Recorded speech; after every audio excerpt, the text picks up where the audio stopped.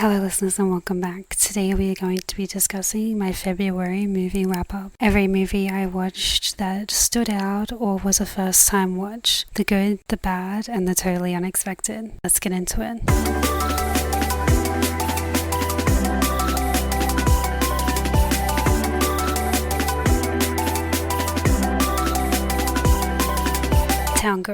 Uptown Girl is such an underrated early 2000s film. It stars Brittany Murphy as Molly, a bubbly, irresistible socialite who suddenly loses everything, and Dakota Fanning as Ray, the overly mature child she ends up nannying. What I love most about this film is the role reverse. Molly has to grow up, while Ray slowly learns how to be a kid. Underneath the cute outfits and funny humor, the story touches on grief, abandonment, and learning to open up emotionally. Brittany Murphy is the heart of the film. She brings so much charm and vulnerability to Molly that you can't help but root for her. It's not a perfect movie, and it can feel a bit cheesy at times, but it is genuinely heartfelt and comforting. Overall, it's one of those nostalgic films that hits a little deeper when you rewatch it as an adult. Angus, thongs, and the perfect snogging. This movie is the peak of chaotic teenage energy. The movie follows Georgia Nicholson as she navigates boys, popularity, embarrassing parents, and the overall drama that comes with being 14. This movie is awkward, loud, and unapologetically boy-obsessed. Georgia is dramatic and a little self-absorbed, but it feels realistic for a teenager who thinks every small problem is the end of the world. The humor is very British, very cringy, and very fun. It's not super deep, but it perfectly captures the intense, dramatic, butterflies in your stomach feeling of your first crush. Overall, it's a cute, messy, coming-of-age rom-com that doesn't take itself too seriously, and sometimes that's exactly what you need. Zombieland is one of the most fun zombie movies out there because it doesn't try and take itself overly seriously. It mixes horror and comedy perfectly, giving us brutal kills 1 minute and a genuinely hilarious moment the next. Starring Jesse Eisenberg, Woody Harrelson, Emma Stone, and Abigail Berslin, the cast has amazing chemistry. Woody Harrelson as Tallahassee absolutely steals the show. His obsession with Twinkies alone is iconic. Snowballs! Where's the fucking Twinkies? What makes it stand out is its self-awareness, the rules popping up on screen, the slow-motion action scenes, and the unexpected celebrity cameo all makes it feel fresh and creative. At its core though, it's really about found family and learning to trust people in a chaotic world. It's fast, funny, a little gory, and super rewatchable. Definitely a perfect pick if you like your horror with a big side of comedy. Zombieland 2 Double Tap. The second installment brings back the original gang almost 10 years later, and it's honestly a fun reunion. In this sequel, we are introduced to new types of zombies and even new characters. The over-the-top humor makes it feel bigger and a little bit more ridiculous. The action is fun, self-aware, and still has some genuinely funny moments, like Elvis's shoes. Are you jealous that I have the exact same size shoe as Elvis Presley? No, it's not like those are Elvis's actual shoes. And the character pairings. Remind you of... I don't like you at all. It's not quite as fresh and good as the original, but it's a solid, easy, comforting sequel that's fun to watch if you loved the first one. Cat in the Hat. Cat in the Hat is chaotic, very chaotic. Starring Mike Myers as the Cat in the Hat, this live-action adaptation of the classic Cat in the Hat turns a simple children's story into a loud, bizarre early 20s fever dream. Visually, it's colorful and exaggerated with over-the-top sets and costumes that feel almost cartoonish. Mike Myers fully commits to the role. The humor is weird, clever, and fun. A lot of jokes feel more aimed for adults, which makes the tone kind of confusing. As a kid, it might feel fun and silly. Watching it as an adult, it's either nostalgic chaos or slightly uncomfortable chaos. There's really no in between. Overall, however, it's a messy, strange, and not exactly accurate adaptation, but it is definitely memorable. The Karate Kid Legend 2024 release. This new Karate Kid isn't exactly the blockbuster reboot we hoped it would be, but it's still an interesting legacy entry that tries to balance nostalgia with a new story. It brings back familiar faces such as Ralph Macchio as Daniel LaRusso and Jackie Chan as Mr. Han, while centering on a newcomer, Ben Wang, as Li Fong, a young martial artist trying to find his place in New York City after moving from Beijing. He struggles to find his place in a new city with new relationships and new rivals. And speaking of new rivals, you can't tell me that this new bad guy doesn't look exactly like Terry Silver from the originals. If I hadn't seen what happened to Silver in the TV show Cobra Kai, I would have honestly said this might have been his son. Overall, if you go into this film expecting pure nostalgia with new original fight scenes and likable characters, you'll most likely enjoy yourself. But if you're hoping for the philosophical depth and classic storyline of the original Karate Kid, this doesn't quite reach those highs. Still, it's a solid, feel-good martial arts film.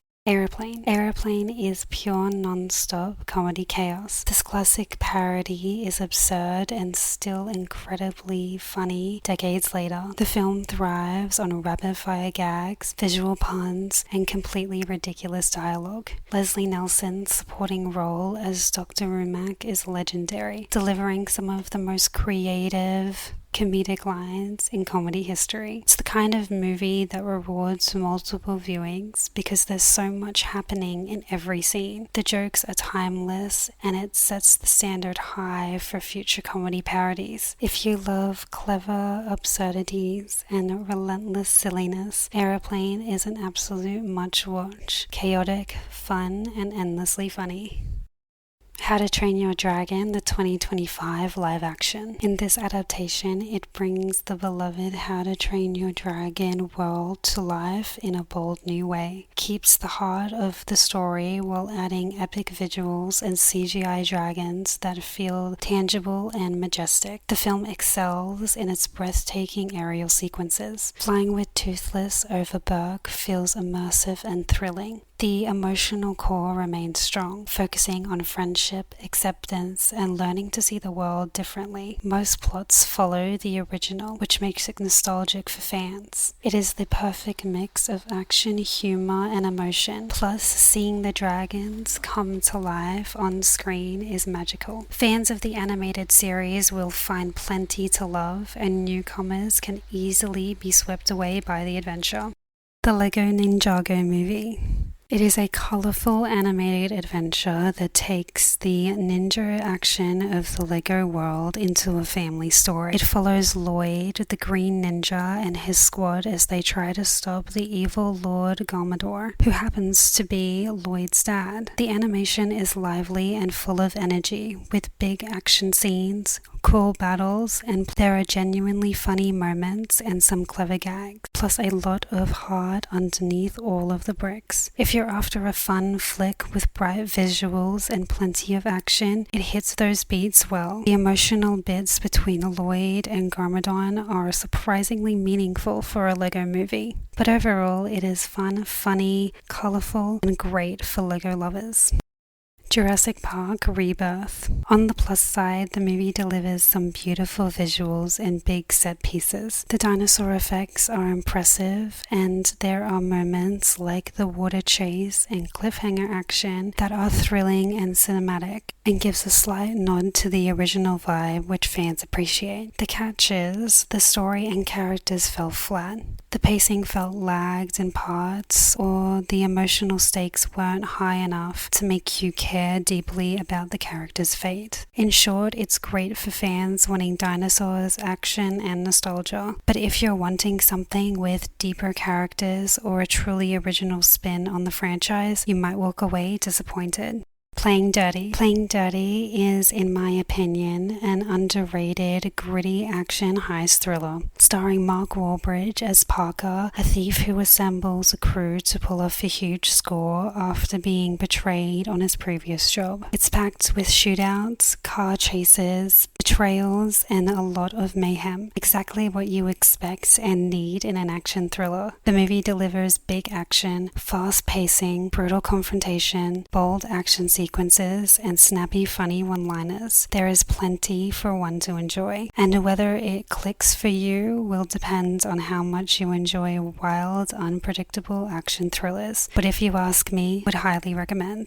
Eternity. Eternity is a whimsical comedy that adds an interesting twist on the afterlife. In this world, after you die, you are taken to a halfway point. There, you are given options to where you want to spend eternity. The catch is, however, once you choose your eternity, you can't leave. It stars Elizabeth Olsen as Joan, a woman that gets stuck in the afterlife where she must decide between spending eternity with her devoted husband Larry, played by Miles Teller, or her passionate first love Luke, played by Callum Turner. The world building is one of the film's most strongest points. It's playful and imaginative. The tone generally balances light comedy with genuine emotion and great chemistry, but I will say at times it felt like it was a bit long and drawn out, especially when it came to who Joan was going to pick. They played around with the concept too much for too long, particularly when it was obvious to most who she was meant to be with. If you love rom-coms with a twist, Eternity gives you exactly that. Laughs, pretty visuals, and moments that will make you think about love, memory, and the choices we make. It's not perfect,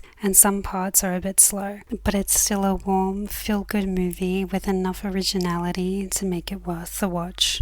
The Wrecking Crew. The Wrecking Crew is a loud, action-loaded, brotherly flick built around the on-screen pairing of Jason Momoa and David Bautista as estranged half-brothers who reunite in Hawaii after their father's mysterious death. Streaming on Prime Video, it leans into the classic action comedy territory. The brothers' dynamic is the heart of the movie. Their banter brings plenty of energy, not to mention there is non-stop over-the-top action and car sequences to keep you entertained. If you're in the mood for big explosions and muscular chaos rather than a deep storyline, this delivers. Plus, the Hawaiian setting is a nice touch. Though some find the writing, pacing, and CGI scenes lacking polish, and the humor doesn't always hit. This isn't a deep movie. If you want something fun to watch with friends, enjoy explosives and likable leads, it's a solid choice. Overall, it's a decent watch, ideal for kicking back and not overthinking. Plus, as an added bonus, we get a Stargate and Atlantis crossover with Jason Momoa and Marina Baccarin.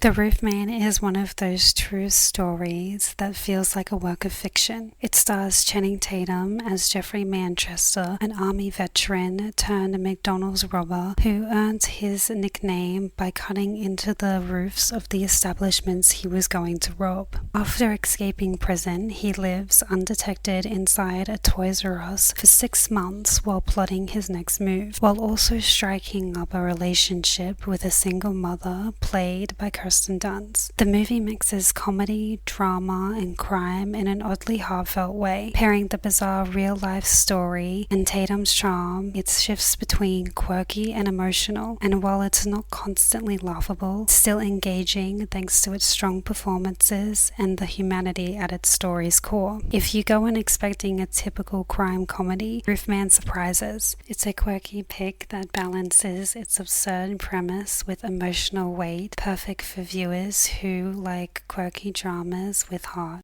Hot Shots Deluxe Edition. Hot Shots Part Deluxe picks up the absurd rapid-fire parody vibes of the first film and cranks it up. Instead of taking off one main movie, it plays on Rambo-style action, classic war movies mixed with random pop culture jokes. People either laugh non-stop or roll their eyes at how unhinged it gets. Perhaps both. The characters barely have depth, but that's the point. It's all about the comedy. It's not a polished or sophisticated movie, and it knows it. It leans into it. Fun for fans of the genre. It's a good nostalgic watch that doesn't take itself seriously.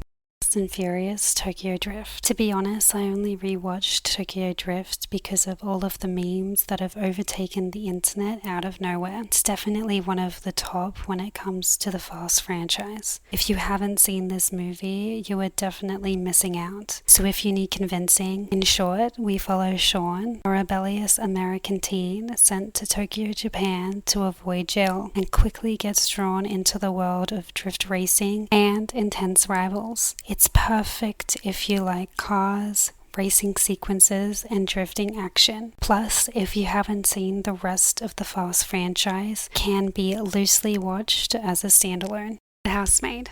I did go into this having read the book first. Because of this, I already knew the twist of the movie and instead went in with the expectation of the accuracy to the book and just general curiosity on how they were going to adaptate the world and characters, particularly Andrews for me. I don't know why, but ever since I had heard it was going to be made into a movie, I was intently curious on how they were going to adapt that character on screen. Upon that, the only other thing I heard was the huge hype on Amanda Seyfried's performance. Now, having watched the movie, I understand the hype of not only Amanda's performance as Nina, but the overall adaptation and movie itself. I really enjoyed this in both accuracy and as a movie. The flow, scenes, and outcome of the movie followed very closely to the books, yet still managed to surprise me when it came to some scenes. If you have not read the books, but still love thrillers that blend mystery, twisted drama, and a bit of steaminess, this is the movie to watch. It's stylish and seductive with enough twists to keep you guessing and surprised till the very end.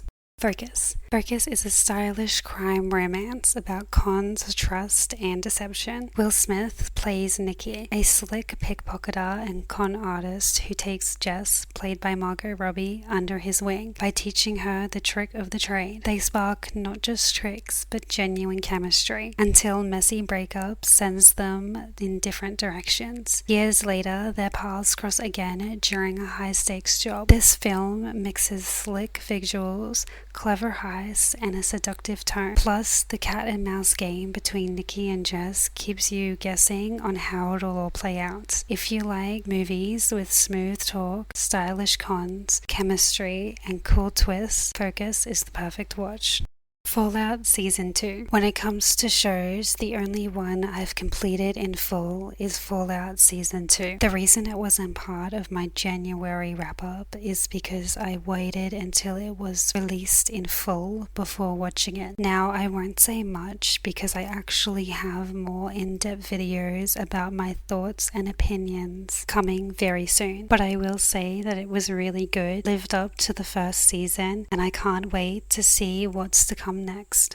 Well, that's everything I've watched this month. Some I've seen and others being first-time watches. Some surprised me and others were just fun. But overall, a very enjoyable movie month. Let me know what you have been watching lately, and have you seen any of the movies I mentioned? And do you have any recommendations on what I should watch next? That is all for this episode. As always, everything we discussed will be linked below along with my socials. Please be sure to like, subscribe, and follow. Feel free to leave all your thoughts and comments below.